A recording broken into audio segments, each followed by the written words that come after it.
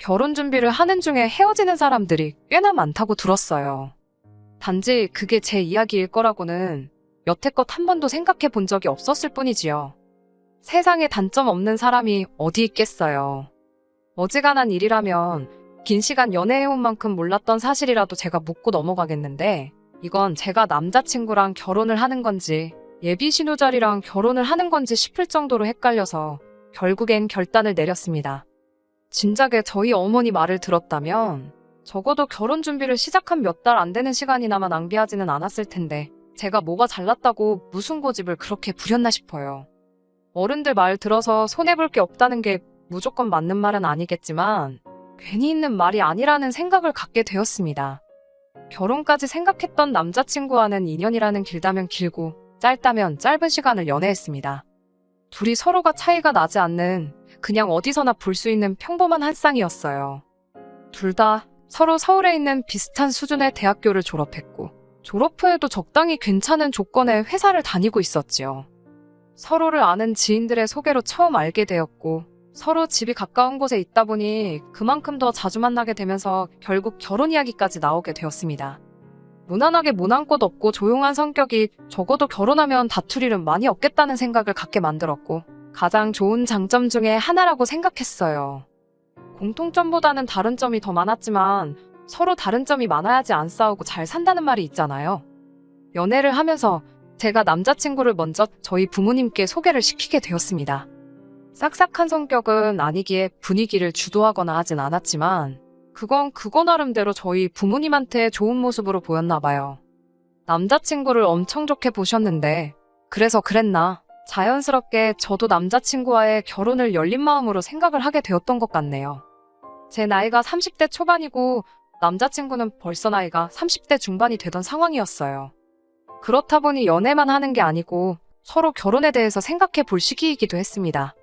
그리고 제가 남자친구와의 결혼에 대해서 생각을 시작할 때쯤에 남자친구가 먼저 저에게 결혼하자는 이야기를 꺼내게 되었고요.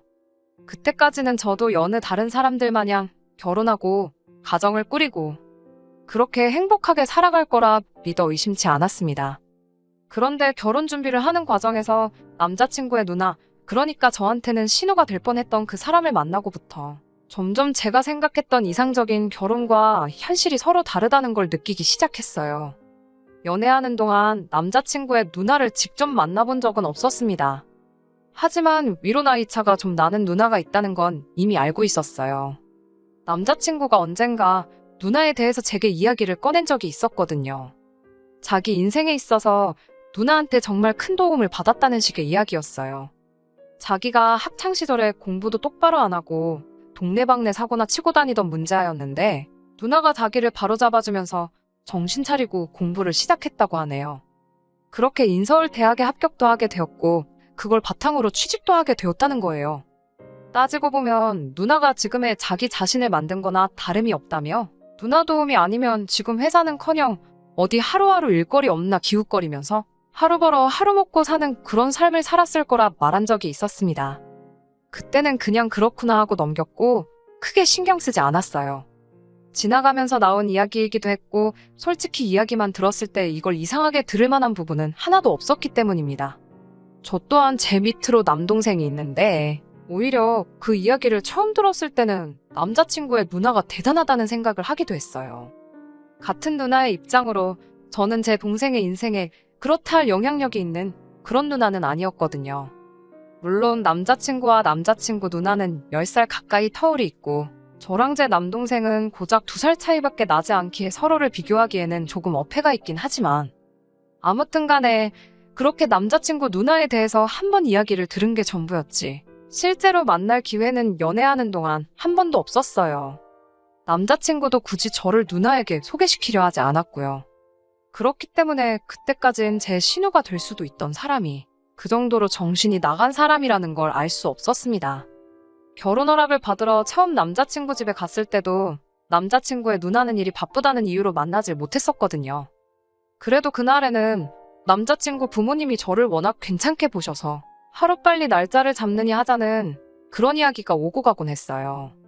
말씀드렸다시피 저는 벌써 부모님께 남자친구를 소개를 시켰었고 두 분도 남자친구를 사윗감으로 좋게 보고 계셨기에 결혼 허락을 받는 과정이 어려운 부분은 하나도 없었습니다.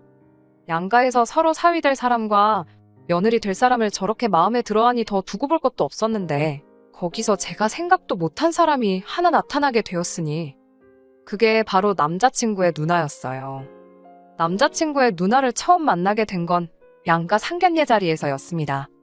제 동생은 따로 참석하지는 않았지만 남자친구의 누나가 이번에는 참석을 했거든요.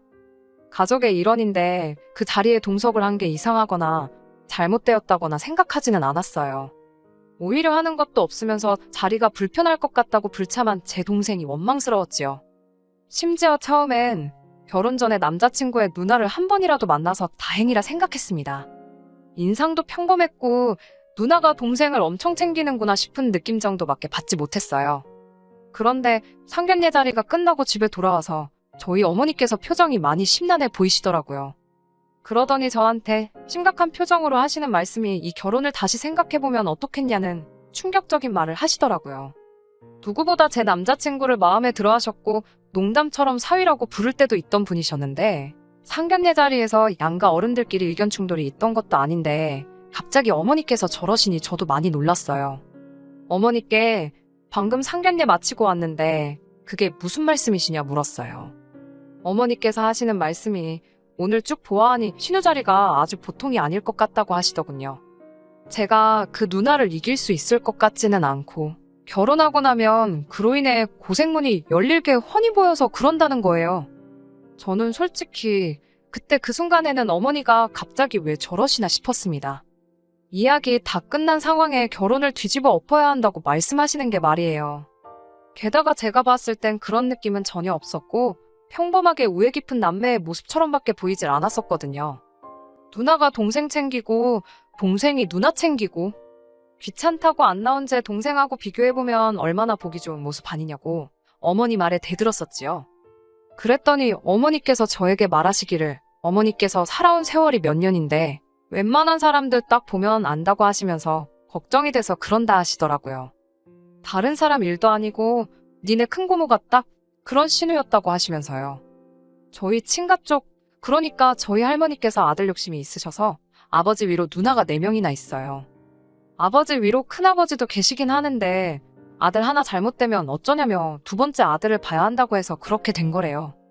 아무튼 덕분에 어머니께서는 졸지에 4명의 신우에게서 시집살이를 당하셨다고 해요.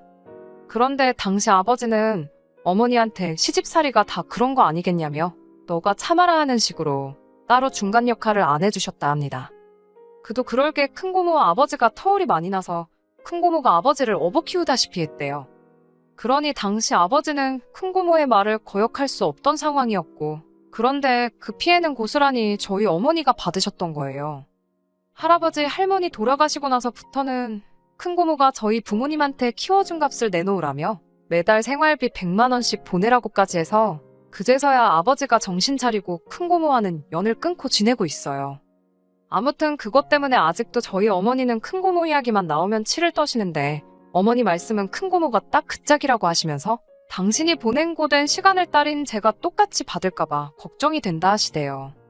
남자친구가 순한 성격에 싫은 소리 하나 못하는 성격인데 과연지 누나랑 제가 문제가 생겼을 때 딱 부러지게 중간 역할도 못할 것 같고 저희 아버지 마냥 누나 뜻에 따르자 네가 참아라 할 것 같다고 하시더라고요. 아직 결혼 날짜를 잡은 것도 아닌데 더 늦기 전에 무르는 게 좋지 않겠냐고 하시길래 제가 요즘 이때가 어느 땐데 신우 시집살이 이야기를 하시냐고. 세상이 많이 변했다고 걱정 붙들어 매라고 말을 제가 딱 잘라버렸어요. 걱정하시는 어머니를 뒤로하고 저는 저대로 다시 결혼 준비에 집중을 하기 시작했습니다. 어쨌든 인생에 단 한 번 있는 결혼식인데 소중한 기억이었으면 싶어서 실수 없이 잘 준비하고 싶었어요. 제가 회사에서 하는 일이 연관이 되어 있기 때문에 여태까지 들어간 비용부터 앞으로 들어갈 비용까지 결혼식에 관련한 모든 걸 꼼꼼히 정리해 표로 만들어 놓았습니다. 아낄 수 있는 곳은 아끼고 욕심 부릴 곳은 욕심 좀 내려고 했어요. 남는 건 사진밖에 없다잖아요. 그래서 웨딩 촬영이나 본식 촬영 부분에 예산을 넉넉하게 잡았어요. 그러면서 자연스럽게 스드메 쪽에도 비용이 평균보다는 조금 더 들어가게 되었지요. 하지만 그렇다고 해서 그게 막 몇 천만 원 단위로 더 들어가는 것도 아니고 몇십만 원 차이밖에 나지 않았어요. 남자친구도 자기는 이런 거 잘 모른다며 저보고 알아서 잘 준비하라고 말을 했는데 제가 정리해놓은 표를 보여주고 며칠 지나지 않아서 갑자기 결혼식 비용에 대해서 길게 할 말이 있다고 저를 불러내더라고요. 그런데 그 자리에 나가보니 다른 사람도 아니고 남자친구의 누나가 그 자리에 같이 앉아 있었어요. 남자친구의 말은 겸사겸사라고 상견례 때 말고는 누나를 따로 소개시켜준 적이 없지 않았냐며 이참에 누나랑 인사도 시키고 그러려고 불렀다 하대요. 그때부터 촉이 안 좋긴 했는데 역시나 안 좋은 예감이 틀리는 법이 없더라고요. 남자친구의 누나가 제가 남자친구한테 보내줬던 예산을 정리해놓은 표를 들이밀면서 옳게 될 사람이 씀씀이가 아주 보통이 아닌 것 같아. 신우되는 사람으로 그냥 두고 볼 수가 없어서 한마디 하러 나왔다는 말을 하더라고요. 그때 문득 어머니께서 제게 걱정되었다고 하신 그 말이 떠올라서 아차 싶었습니다. 그리고 제가 준비한 예산을 두고 주저리 꼬투리를 잡기 시작하더라고요. 웨딩홀 식사는 미리 먹어봤느냐 하는 사소한 잔소리로 시작해서 본격적으로 시비를 걸어오기 시작했어요. 저도 여기저기 알아봤고 결혼식 비용에 신혼여행까지 포함해 2천이면 평균적인 비용이라고 알고 있었는데 돈을 물쓰듯이 쓰네 어쩌네 하면서 내 결혼식인데도 마치 자기가 결혼하는 것 마냥 이것도 잘 알아본 것 맞냐 저건 너무 비싼 거 아니냐 하면서 자기 말만 들으면 결혼식 비용을 반으로 줄여주겠다니 어쩌니 허세를 다 부리더라고요. 결혼식 영상이니 웨딩 사진이니 결혼하고 나서 아이라도 태어나보라고 그런 거 보면서 추억에 잠길 여유 같은 게 없는 것이 현실이라면서 쓸데없는 데다가 거금을 쓰지 말라더라고요. 시간을 돌릴 수가 있으면 자기는 웨딩 사진부터 생략하겠다나 어쩐다나요. 그러더니 스드메도 자기가 다니는 동네 미용실 언니한테 부탁할 테니 그 사람한테 받으라고 하고 촬영도 자기 지인 중에 사진 아주 기가 막히게 찍는 사람이 있다며 그 사람한테 부탁을 하겠다는 겁니다. 돈 아끼는 것도 좋지만 각자 분야의 프로페셔널들이 있고 저도 다 알아보고 진행한 건데 뭐 저렇게 감노하라, 배노하라 하는 건지. 그런데 그 와중에 남자친구도 지 누나 말에 고개를 끄덕이면서 이렇게 돈을 아낄 수 있는 부분이 많았냐고 하면서 역시 경험을 무시할 수는 없다면서 누나 대단하다고 엄지를 축혀 올려 세우고 있더라고요. 애초에 내가 내 결혼식을 어떻게 하는 건 이제 더 이상 중요한 문제가 아닌 듯 싶었어요. 제가 알아서 하겠다는 말을 하기도 전에 그럼 스드메랑 촬영은 이렇게 넘어가면 되고 하면서 다음 할 말을 또 끄집어내더라고요. 저희가 생각해둔 결혼식 날짜가 내년 3월 중순쯤 추위가 살짝 풀릴 때쯤에 올릴 계획이었어요. 그런데 신우가 날짜를 듣더니 결혼식까지 아직 5개월이나 더 남지 않았냐며 시간을 아끼려면 지금 임신을 해야 한다고 하는 겁니다. 남자친구도 30대 중반이면 이른 나이가 아닌데 뭐 여자 나이 30대 초반이면 늦은 거라고 아이한테 안 좋은 영향이 있을 수도 있다면서 하루라도 유전자가 젊을 때 아이를 가져야 한다는 거예요. 그러면서 아직 5개월이나 시간이 남았으니 결혼식 올리기 전에 아이를 가질 수 있도록 지금부터 노력을 하라는 겁니다. 애를 미리미리 만들어두라니 무슨 음식 재료 준비하는 것도 아니고 저걸 말이라고 하는가 싶었어요. 이미 어머니 말씀이 떠올라서 이 결혼은 어머니 말대로 뒤집어 엎어버리는 게 맞구나 하는 생각이 들었습니다만 그래도 뭐라 한마디 해주기 전까지는 제 속이 풀리지 않을 것 같아서 어디 얼마나 더 선을 넘으려고 그러나 보자 싶어서 자리를 지키고 앉아 있었어요. 아니나 다를까 저한테 결혼 자금으로 모아놓은 돈에 대해서 묻더라고요. 제가 모은 돈이 1억, 남자친구가 모아놓은 게 1억 4천이었거든요. 이미 남자친구와는 서로 얼마 모았는지를 오픈해 놓은 상황이었고 그 예산에 맞춰서 제가 주도적으로 예산을 짜고 있던 상황이었지요. 제가 작성한 표도 인쇄해서 가지고 있었는데 분명히 남자친구의 누나가 제가 모아놓은 돈이 지 동생보다 4천이 적다는 사실을 모르고 물어봤을 거라는 생각이 들지 않았습니다. 아니나 다를까 결혼식 비용으로 돈을 저렇게 흥청망청 써제끼는데 모아놓은 돈이 많을 리가 없지 그러면서 저를 앞에다 두고 제 흉을 보더라고요. 결혼 후에는 얼마나 낭비가 심할지 눈에 보인다고 하면서 참으로 걱정이라는 거예요. 결혼 전이랑 후는 완전히 다른 거라면서 지금 쓰듯이 돈 써버릇하면 거짓골을 피하지 못할 거라는 겁니다. 그러면서 올케가 잘 모르는 것 같아서 그러는데 현실을 깨우칠 때까지 내가 돈을 관리해줄게. 이러는 겁니다. 생활비는 필요할 때마다 자기한테 타쓰고 그러면 자기가 영수증 검사도 하게 될 테니 자연스럽게 허튼 데다가 돈 쓰지 않고 과소비 안 하는 버릇이 들을 거라는 거예요. 말인지 똥인지도 구분이 힘든 소리를 줄줄 늘어놓고 있으니 저도 점점 빠져들더라고요. 이 개소리에 향연의 끝이 있을까 싶어서 얼마나 더 떠들 수 있나 지켜보기로 했어요.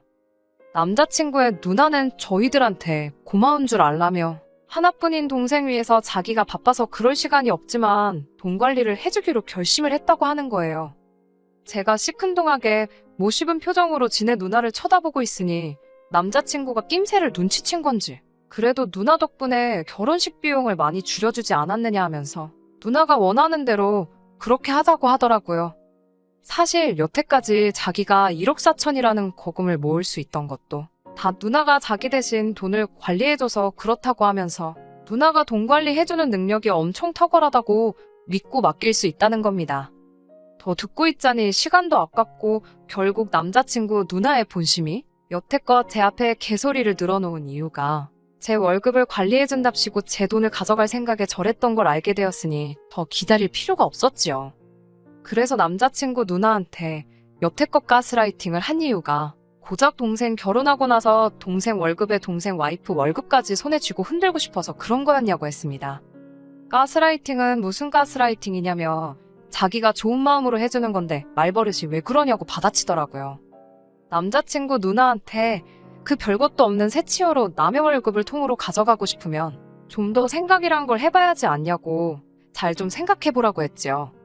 남자친구가 저보다 모아놓은 돈의 액수가 많은 건 사실입니다만 남자친구나 남자친구 누나가 생각하지 않은 게 하나 있어요. 남자친구랑 제가 6살 차이가 납니다.